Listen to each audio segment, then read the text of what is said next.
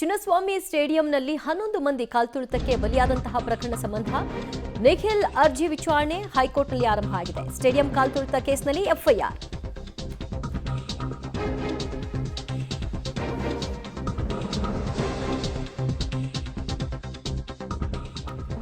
ಹೈಕೋರ್ಟ್ನಲ್ಲಿ ಅರ್ಜಿ ವಿಚಾರಣೆಯನ್ನ ಆರಂಭ ಮಾಡಲಾಗಿದೆ. ಹೈಕೋರ್ಟ್ನಲ್ಲಿ ಅರ್ಜಿಯನ್ನ ಹಾಕೊಂಡಿದ್ರು ನಿಖಿಲ್. ಆ ವಿಚಾರಣೆಯನ್ನ ನಡೆಸ್ತಾ ಇದ್ದಾರೆ ಎಜಿ. ಈಗಾಗಲೇ ಮುಖ್ಯ ಪೀಠದ ಮುಂದೆ ಈ ಪ್ರಕರಣ ಸುಮೋಟೋ ಕೇಸ್ ದಾಖಲಾಗಿದೆ ಅಂತ ವಿವರಣೆಯನ್ನ ಕೊಟ್ಟಿದ್ದಾರೆ. ಎಫ್ಐಆರ್ ಅಲ್ಲಿ ಸುಮೋಟೋ ದಾಖಲಾಗಿದೆಯಾ ಅಂತ ಜಡ್ಜ್ ಮರು ಪ್ರಶ್ನೆಯನ್ನ ಮಾಡಿದ್ದಾರೆ. ಯಾವ್ಯಾವ ಪೀಠದಲ್ಲಿ ತನಿಖೆ ಆಗ್ತಾ ಇದೆ ಅನ್ನೋದರ ಬಗ್ಗೆ ವಿವರಣೆಯನ್ನು ಕೂಡ ಕೇಳಿದ್ದಾರೆ. ಈ ಪ್ರಕರಣದಲ್ಲಿ ಎಫ್ಐಆರ್ ಆಗಿದ್ರ ವಿಚಾರವಾಗಿ ಮತ್ತು ನಿಖಿಲ್ ಅರೆಸ್ಟ್ ವಿಷಯವಾಗಿ ಸಂಪೂರ್ಣ ಮಾಹಿತಿಯನ್ನ ಕೊಡ್ತಾ ಇದ್ದಾರೆ. ನಿಖಿಲ್ ವಿದೇಶಕ್ಕೆ ಹೋಗೋದಕ್ಕೆ ವಿಮಾನ ನಿಲ್ದಾಣಕ್ಕೆ ಹೋಗಿದ್ರು. ಆ ಹೊತ್ತಿನಲ್ಲಿ ಅವರನ್ನ ಅರೆಸ್ಟ್ ಮಾಡಲಾಗಿದೆ ಅಂತ ತಿಳಿಸಲಾಗಿದೆ. ಡಿಎನ್ಎ ಇಂದ 3, ಆರ್ಸಿಬಿಯಿಂದ ಒಬ್ಬರನ್ನ ಅರೆಸ್ಟ್ ಮಾಡಲಾಗಿದೆ ಅಂತ ಕೋರ್ಟ್ ಗಮನಕ್ಕೆ ತರ್ತಾ ಇದ್ದಾರೆ. ಕೋರ್ಟ್ಗೆ ಮಾಹಿತಿಯನ್ನ ಕೊಟ್ಟಿದ್ದಾರೆ ಎಜಿ ಶಶಿಕಿರಣ್. ನಿಖಿಲ್ ದುಬೈಗೆ ಎಸ್ಕೇಪ್ ಆಗೋದಕ್ಕೆ ಸಿದ್ಧವಾಗಿದ್ರು. ಆ ಸಲುವಾಗಿ ಅವರು ವಿಮಾನ ನಿಲ್ದಾಣಕ್ಕೆ ಹೋಗಿದ್ರು. ಬೆಳಗ್ಗಿನ ಜಾವ 4:30 ಸಂದರ್ಭದಲ್ಲಿ ಏರ್ಪೋರ್ಟ್ನಲ್ಲೇ ನಿಖಿಲ್ನ ಅರೆಸ್ಟ್ ಮಾಡಲಾಗಿದೆ. ಕಾಲ್ತುಳಿತಕ್ಕೆ ಸಂಬಂಧಪಟ್ಟಂತಹ ಕೇಸ್ನಲ್ಲಿ ನಿಖಿಲ್ ಬಂಧನ ಆಗಿದೆ ಎನ್ನುವಂತಹ ಮಾಹಿತಿಯನ್ನ ಕೋರ್ಟ್ ಕೊಟ್ಟಿದ್ದಾರೆ. ಡಿಎನ್ಎ ಇಂದ 3, ಆರ್ಸಿಬಿಯಿಂದ ಒಬ್ಬರನ್ನ ಅರೆಸ್ಟ್ ಮಾಡಲಾಗಿದೆ ಅಂತ ಜಡ್ಜ್ ಕೇಳಿದ್ದಾರೆ. ಎಷ್ಟು ಮಂದಿಯ ಅರೆಸ್ಟ್ ಆಗಿದೆ, ಯಾರೆಲ್ಲರ ವಿರುದ್ಧ ಎಫ್ಐಆರ್ ಆಗಿದೆ, ಎಷ್ಟು ತನಿಖಾ ತಂಡಗಳು ತನಿಖೆಯನ್ನು ನಡೆಸ್ತಾ ಇವೆ ಮತ್ತು ಈಗಾಗಲೇ ಕೋರ್ಟ್ ಸುಮೋಟೋ ಕೇಸನ್ನು ಹಾಕೊಂಡಿರೋ ವಿಷಯವಾಗಿಯೂ ಕೂಡ ಸಮಗ್ರ ಮಾಹಿತಿಯನ್ನ ಎಜಿ ಶಶಿಕಿರಣ್ ಶೆಟ್ಟಿ ಮಾಹಿತಿಯನ್ನ ಕೊಡ್ತಾ ಇದ್ದಾರೆ ಕೋರ್ಟ್ಗೆ. ಇಲ್ಲಿಯವರೆಗೂ ಡಿಎನ್ಎ ಮ್ಯಾನೇಜ್ಮೆಂಟ್ ಕಂಪನಿಯ 3 ಸಿಬ್ಬಂದಿಗಳನ್ನ ಅರೆಸ್ಟ್ ಮಾಡಲಾಗಿದೆ. ಆರ್ಸಿಬಿಯಿಂದ ಒಬ್ಬರನ್ನ ಅರೆಸ್ಟ್ ಮಾಡಲಾಗಿದೆ. ಆ ವ್ಯಕ್ತಿಯೇ ನಿಖಿಲ್. ಅವರ ಅರ್ಜಿಯ ವಿಚಾರಣೆ ಈಗ ನಡೀತಾ ಇರೋದು. ಎಲ್ಲರನ್ನೂ ಕೂಡ ಬಂಧಿಸುವುದಿಲ್ಲ ಅಂತ ಹೇಳಿದ್ದಾರೆ.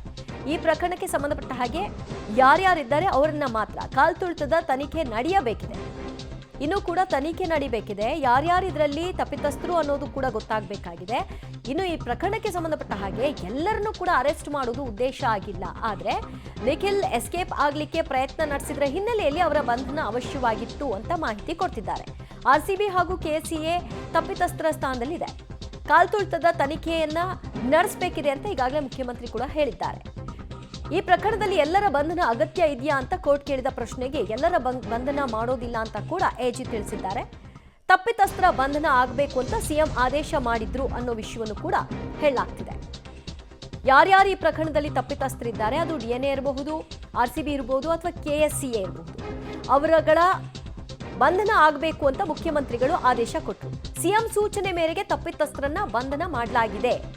ಕೋರ್ಟ್ಗೆ ಎಜಿ ಶಶಿಕಿರಣ್ ಅವರು ಮಾಹಿತಿಯನ್ನ ಕೊಟ್ಟಿದ್ದಾರೆ. ಎಲ್ಲರನ್ನೂ ಕೂಡ ಬಂಧನ ಅಲ್ಲ, ತಪ್ಪಿತಸ್ಥರ ವಿರುದ್ಧ ಕ್ರಮ, ತಪ್ಪಿತಸ್ಥರನ್ನ ಬಂಧಿಸಿ ಅಂತ ಸಿಎಂ ಸೂಚನೆ ಕೊಟ್ಟರು. ಆ ಆದೇಶದ ಮೇರೆಗೆ ಅರೆಸ್ಟ್ ಮಾಡಲಾಗಿದೆ ಅನ್ನುವಂತಹ ವಿವರಣೆಯನ್ನ ಕೋರ್ಟ್ ಗಮನಕ್ಕೆ ಕೊಟ್ಟಿದ್ದಾರೆ. ಈಗಷ್ಟೇ ಹೈಕೋರ್ಟ್ನಲ್ಲಿ ಅರ್ಜಿಯ ವಿಚಾರಣೆ ಆರಂಭ ಆಗಿದೆ. ಕಾಲ್ತುಳಿತ ಕೇಸ್ನಲ್ಲಿ ಬಂಧನಕ್ಕೊಳಪಟ್ಟವರ ಸಂಖ್ಯೆಯನ್ನು ಕೂಡ ವಿವರಿಸಲಾಗಿದೆ. 1 ವಾರ ಪೊಲೀಸರು ವಿಚಾರಣೆಯನ್ನ ನಡೆಸಬೇಕಿದೆ. ಕಾಲ್ತುಳಿತ ಕೇಸ್ನಲ್ಲಿ ಎಲ್ಲರ ಬಂಧನ ಆಗಲ್ಲ ಅಂತ ಕೂಡ ಹೇಳಲಾಗ್ತಿದೆ. 1 ವಾರಗಳ ಕಾಲ ಪೊಲೀಸರು ವಿಚಾರಣೆಯನ್ನ ನಡೆಸಿ ಇದರಲ್ಲಿ ಯಾರ್ಯಾರು ತಪ್ಪಿತಸ್ಥರು ಅನ್ನುವಂತಹ ಪಟ್ಟಿ ಮಾಡಿ ಅವರುಗಳನ್ನ ವಿಚಾರಣೆಗೆ ಒಳಪಡಿಸಬೇಕಾಗಿದೆ ಮತ್ತು ಅವರಿಂದಾದ ಲೋಪಗಳನ್ನ ಪಟ್ಟಿ ಮಾಡಬೇಕಿದೆ. ಅದಕ್ಕಾಗಿ 1 ವಾರ ಪೊಲೀಸರು ವಿಚಾರಣೆಯನ್ನ ನಡೆಸಲಿದ್ದಾರೆ ಅಂತ ಕೋರ್ಟ್ಗೆ ಮಾಹಿತಿಯನ್ನ ನೀಡ್ತಾ ಇದ್ದಾರೆ ಎಜಿ ಶಶಿಕಿರಣ್. ಕಾಲ್ತುಳಿತದಲ್ಲಿ 11 ಮಂದಿ ಮೃತರಾಗಿದ್ದಾರೆ. ಇದಕ್ಕೆ ಕಾರಣರಾದವರು ಯಾರು, ಅವರ ವಿರುದ್ಧ ಕ್ರಮ ಆಗಬೇಕು ಅಂತ ಸಿಎಂ ಸೂಚನೆಯನ್ನ ಕೊಟ್ಟಿದ್ದಾರೆ. ಆದೇಶದ ಮೇರೆಗೆ ಬಂಧನ, ಆದರೆ ಎಲ್ಲರನ್ನೂ ಕೂಡ ಬಂಧನಕ್ಕೆ ಒಳಪಡಿಸೋದಿಲ್ಲ.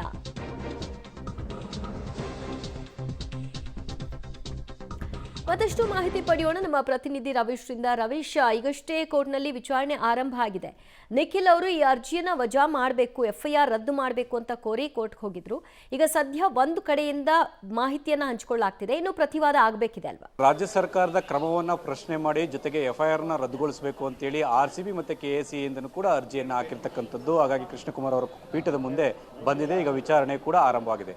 ಪ್ರಮುಖವಾಗಿ ಆ ಒಂದು ಅರ್ಜಿಯಲ್ಲಿ ಆ ಒಂದು ನಿಖಿಲ್ ಪತ್ನಿಯವರು ತಿಳಿಸಿರ್ತಕ್ಕಂಥದ್ದು, ಕರ್ನಾಟಕ ಸರ್ಕಾರವೇ ಈ ಒಂದು ಸಂಭ್ರಮದಲ್ಲಿ ಭಾಗಿಯಾಗಿದ್ದಾರೆ ಅನ್ನೋ ಸಾರಾಂಶವನ್ನು ಕೂಡ ಒತ್ತಿ ಹೇಳಿದ್ದಾರೆ. ಅಂದರೆ ವಿಮಾನ ನಿಲ್ದಾಣದಲ್ಲಿ ಸರ್ಕಾರದ ವತಿಯಿಂದ DCM ಸ್ವಾಗತ ಮಾಡಿದ್ದು, ವಿಧಾನಸೌಧದಲ್ಲಿ ಕಾರ್ಯಕ್ರಮವನ್ನು ಮಾಡಿದ್ದು, ಜೊತೆಗೆ ಎಲ್ಲೋ ಒಂದು ಕಡೆ ಆ ಒಂದು ಸ್ಟೇಡಿಯಂನಲ್ಲಿ ಆ ಒಂದು ವಿಚಾರ ಗೊತ್ತಾದ ತಕ್ಷಣ ನಾವು ಕಾರ್ಯಕ್ರಮವನ್ನು ನಿಲ್ಲಿಸಿದ್ದೇವೆ ಅನ್ನೋದ್ರ ಜೊತೆಗೆ ನಾವು ಯಾವುದೇ ರೀತಿಯ ಲೋಪವನ್ನು ಎಸಗಿಲ್ಲ. ಆದರೆ ಕಾನೂನು ಬಾಹಿರವಾಗಿ ಆ ಒಂದು ಅರೆಸ್ಟ್ ಮಾಡಿದ್ದಾರೆ ಅಂತಲೂ ಕೂಡ ಸ್ಪಷ್ಟವಾಗಿ ಆ ಒಂದು ಅರ್ಜಿಯಲ್ಲಿ ಉಲ್ಲೇಖ ಮಾಡ್ತಾ ಇರ್ತಕ್ಕಂಥದ್ದು. ಜೊತೆಗೆ ಈಗ ಆ ಒಂದು ವಿಚಾರಣೆಯ ಸಂದರ್ಭದಲ್ಲೂ ಕೂಡ ಎಜಿ ಕೆಲ ಮಾಹಿತಿಗಳನ್ನ ಕೋರ್ಟ್ ಗಮನಕ್ಕೆ ಕೂಡ ತಂದಿರತಕ್ಕಂಥದ್ದು. ಅಂದ್ರೆ ಸಿಎಂ ಸೂಚನೆ ಮೇರೆಗೆ ಈ ಒಂದು ಬಂಧನ ಮಾಡಿರ್ತಕ್ಕಂಥದ್ದು ಅನ್ನೋದ್ರ ಬಗ್ಗೆ ಕೂಡ ಆ ಒಂದು ಕೋರ್ಟ್ನಲ್ಲಿ ಹೇಳಿಕೆಯನ್ನು ಕೂಡ ಕೊಟ್ಟಿದ್ದಾರೆ. ಜೊತೆಗೆ 4:30 ಅರೆಸ್ಟ್ ಆಗಿದ್ದಾರೆ, ದುಬೈಗೆ ಎಸ್ಕೇಪ್ ಆಗ್ತಾ ಇದ್ರು ಆ ಕಾರಣಗಳಿಗೋಸ್ಕರವಾಗಿ ಅಂತ. ಅಂದ್ರೆ ಎಲ್ಲರ ಬಂಧನ ಅಗತ್ಯತೆ ಇದೆಯಾ ಅನ್ನೋ ಪ್ರಶ್ನೆಗೆ ಇಲ್ಲ, ಎಲ್ಲರನ್ನು ಕೂಡ ಬಂಧನ ಮಾಡೋದಿಲ್ಲ ಅನ್ನೋ ವಿವರಣೆಯನ್ನು ಕೂಡ ಕೊಡ್ತಾ ಇರ್ತಕ್ಕಂಥದ್ದು. ಹಾಗಾಗಿ ವಿಚಾರಣೆ ಇನ್ನೂ ಕೂಡ ಮುಂದುವರೆದಿದೆ. ಪ್ರಮುಖವಾಗಿ ಸರ್ಕಾರದ ಒಂದು ಪ್ರತಿನಿಧಿಯ ಕಾರ್ಯಕ್ರಮದಲ್ಲಿ ಭಾಗವಹಿಸಿದ ಮೇಲೆ ಅವ್ರ ಮೇಲೆ ಕ್ರಮ ಇಲ್ಲ, ನಮ್ಮನ್ನ ಏಕಾಏಕಿಯಾಗಿ ಅರೆಸ್ಟ್ ಮಾಡಿದ್ರು ಅನ್ನೋದೇ ಆ ಒಂದು RCB ಇಂದ ಒಂದು ಎತ್ತಿರ್ತಕ್ಕಂಥ ಪ್ರಶ್ನೆ, ಜೊತೆಗೆ ನಿಖಿಲ್ ಪತ್ನಿಯವರು ಕೂಡ ಎತ್ತಿರ್ತಕ್ಕಂಥ ಪ್ರಶ್ನೆ. ಹಾಗಾಗಿ ಈಗಾಗಲೇ ವಾದ ಪ್ರತಿವಾದ ಕೂಡ ನಡಿಬೇಕಾಗಿದೆ, ವಿಚಾರಣೆ ಕೂಡ ಮುಂದುವರೆದಿರ್ತಕ್ಕಂಥದ್ದು.